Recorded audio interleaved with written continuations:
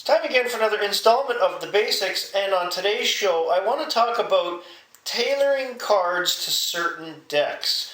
Now, you've heard me talk on previous episodes about cards that I primarily use in my Mega Federation deck. I'm going to use two other examples today, such as my Hirogen deck and my Borg deck, to give you an example of cards that are specifically tailored and suited for these decks. So let's get started, shall we?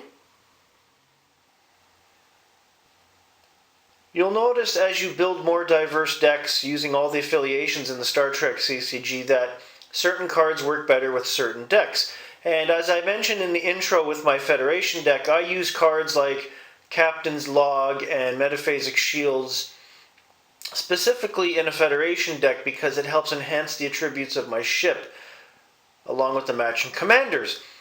Today's example of cards being tailored to decks, I'm going to use my Hirogen deck and my Exalted Borg deck to give you an idea of what I do with these decks.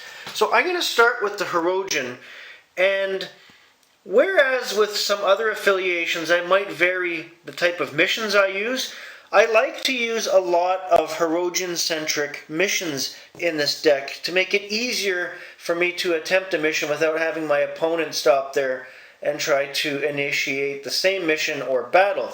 So I use 2 or 3 of these Universal Secure Station missions in this deck, 30 points, and it's a Hirogen-centric mission. Alpha Hirogen plus total weapons are greater than opponent's total weapons here, if your opponent has stopped there. Makes it a very easy mission to complete, even if there's dilemmas underneath. Cards like Paler Toff, Alien Trader. Exchange this card for any non-personnel card in your discard pile. In my Hirogen deck, I don't have as many personnel as I do in other decks. I have a lot more useful equipment and power cards. So if something happens, I want to be able to go into my deck and pull out one of those cards. The Power. Plays once each turn to draw a card or draw 2 and discard one of them, your choice. Or draw 3 and discard 1, opponent's choice. May not be converted to downloads. Again, because this deck is built less on personnel and more on ships, equipment, and everything else, I would rather have a card like the Power to be able to play it and get some extra cards in my hand. I don't care if one of them gets wiped out. I'll have a selection to use. And of course, the Venerable Countermanda. When you're dealing with a deck that's less personnel, more power cards and equipment, Countermanda actually works surprisingly better than in most decks. This is a favorite card of mine in a lot of decks, but it works even better with decks made up of such as Hirogen or Kazon, or even Vidians to a certain extent. My Borg deck, on the other hand, now this is a no-brainer in most of it, but I'll go over it with you anyways because, you know, I have started using a side deck in my Borg deck. I never always used to use a side deck, but the Q's tent comes in handy in this deck after all. Rescue being one of the cards I use more of in the Borg deck above all else because I have a lot of useful drones and equipment that I need in that deck, and if I can resurrect them after they've been knocked out and keep using them, it plays to my advantage.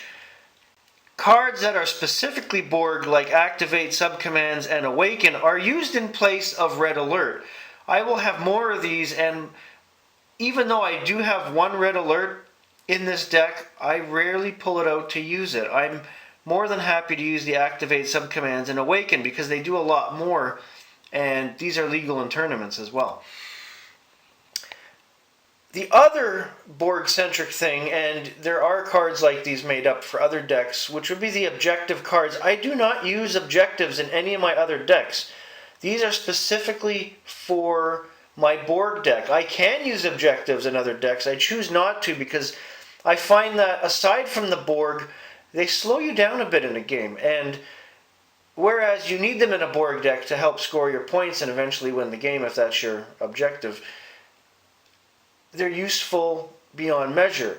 Whereas with another affiliation, they don't really work as well, I've found. I prefer your standard missions going up and down the space line or the bonus points provided by certain cards.